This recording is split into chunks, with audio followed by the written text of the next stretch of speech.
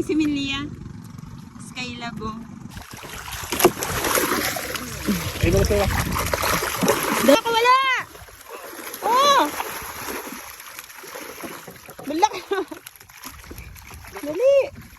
Hi guys! Another day, another mini vlog na naman ang buhay namin dito sa isla. At ngayong araw nga pala ay September 6, 2024 at araw nga ng Biyernes. Kaya tara't samahan nyo na naman kami sa araw-araw naming pagpalaot. At kung bago pa nga lang kayo nakapanood dito sa aming vlog ay madalas po naming ipinapakita ang aming pangingisda at pagpalaot ni Buyok araw-araw. Kaya naman kung interesado nga kayo sa mga ganitong content ay baka naman papindot ng follow button para naman updated kayo sa aming mga susunod na vlog. Kung napanood nyo nga yung vlog namin kahapon mga mare, inangat nga ni Buyok itong takip ng aming cage at uulitan nga ulit niya ngayon. Marami na naman ngang patay na isda dito sa loob ng aming cage mga maret. Grabe, nalulungkot talaga ako kapag nakakakita nga ako ng mga patay na isda dito sa aming cage. Syempre naman mga mare, pinaghihirapan nga namin yan ni Buyok na hulihin tapos ay makikita lamang namin na patay. Yan eh. Tumalon na nga rin si Buyok sa tubig mga maret, kagaya nga kahapon ay nilamig nga siya pero carry lang naman daw at kayang-kaya naman daw niya ang lamig. Tinataas na nga ni Buyok yung mga gilid ng lambat mga mare para matrap na nga yung isda sa loob. Araw-araw talagang inaangat ni Buyok itong takip ng aming cage mga maret. Baka nga daw maraming huling similya. Ay sayang naman. Napakaswerte nga nitong aming angatan mga mare dahil napakalaki na rin ang pakinabang nito sa amin at napakarami na nga naming nahuling similya dito. Dito nga rin kami nakakahuli ng maraming ayungin kaya kung minsan nga ay nakakapagtakal kami sa regaton. Kinuha na nga ni Buyok yung pangkalos o yung kawayan na mahaba at doon nga siya magsisimula sa pinakadulo nitong aming cage. Hindi ko nga maintindihan ng panahon ngayon mga mare dahil kanina nga ibang sikat nga ng araw tapos ngayon naman ay kulimlim. Gusto ko naman ng kulimlim kaysa nga maaraw dahil syempre hindi kami maiinitan. Tuwang-tuwa nga ako dyan dahil marami na nga akong nakikitang isda kahit nga medyo malayo pa si Buyok sa dulo. Halos araw-araw na nga kami pumapalawat at nag-aangat dahil sabi nga ni Buyok ay sagu-sagunain na nga daw namin hanggat may nahuhuli pa kaming isda dahil kapag ka nga wala na ay nga na nga kami. Kung matagal na nga kayong nakapalaw sa amin ni Buyok mga mare ay hindi talaga araw-araw na marami kaming huli dahil kung minsan talaga ay nasisiro talaga kami. Hindi na nga daw niya sasalukin itong mga isda mga mare at iipunin na nga lang daw niya doon sa nursery namin na maliit sa pinakadulo.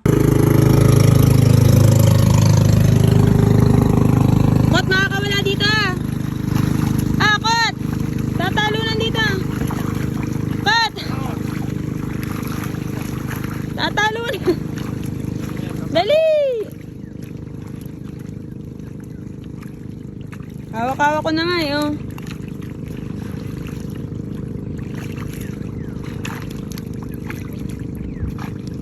Ibinaba na nga ni Buyok yung lambat doon sa pagitan ng aming nursery at itong aming cage para doon nga magpuntahan or magpasukan yung mga isda. Kung sasalukin pa daw niya kasi ito mga mari, magtatalunan nga lamang ang mga isda at baka nga daw walang matira. May maliit kaming nursery doon ayun. May square na maliit. Binababa niya yung lambat sa dulo para magpuntahan din yung mga isda. Di ba ang galing ni Buyok? Pagkatapos naman niyang maipon yung mga isda doon sa loob ng aming nursery mga mare, binaba na nga ulit ni Buyok yung mga tali ng aming cage para makahuli daw ulit at magpasukan ulit yung mga isda para kinabukasan ay may huli ulit kami. Katapos nga niyang angatin ang takip ng aming cage mga mare, ito namang aming Skylab ang kanyang aangatin. Hindi kasi namin ito naangat kahapon mga mare dahil inuna nga muna naming angatin yung takip ng aming cage at isa pa nga ay nakalimutan nga ni Buyok yung gunting at yung diving mask. Meron. Ay, tumalo ng bangus ka! May bangos! Ayun na, oh! Iagis mo na sa tara. Maliit pa ng bangos, oh guys. Wala mo na. Uy! Ready ko bang iyan? Okay mo. Ay, patay na ito. Sige. Ay, salak yan. May umali ata. Meron nga. Sabi ko sa'yo, parang bangos yung nagtatalunan kanina eh. Taas mo pa. Ay, nagtatalo na. Ang bangosan eh. Ayun na yung bulaki din. Ay na malaki. May malaki ba? Ay no. Baka maliit. Bangos yan oh. Oh, ang laki oh. Maliit nga pero malaki na rin. Maliit ito, malaki na. Okay na rin yan. Ay na, dali. Palagay na rin yan sa kabila. Ito ba? Oo. Pakakatalo lang yun. Kot, may kanduli sa harapan mo yun. Baka matibo ka. Papansin. Joke. Tapon ka ngayon. Ayan, may mamahalikot. Ang laki. Ay. Ayun o, yung mamahali. Ayun o, ang laki. Aba, banday mamahalik. Aray. Mamahalik, ang laki. Banday nguli.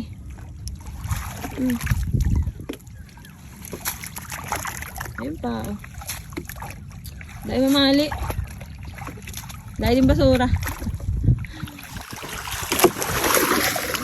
Ay, basura.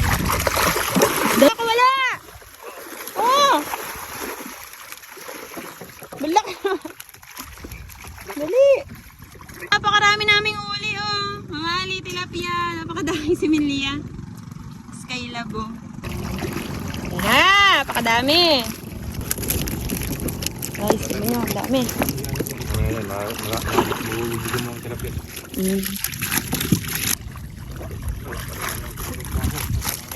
Ang ganda yun.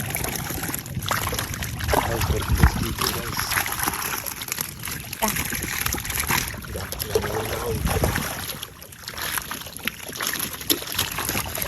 Guys, oh, may malaking.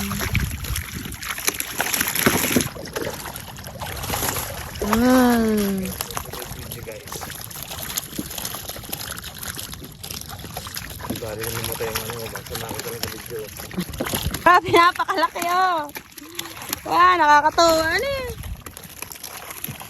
Wala, ang dami.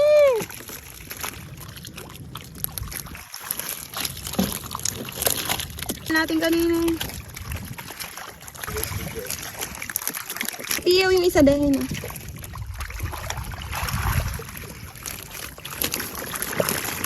Banda.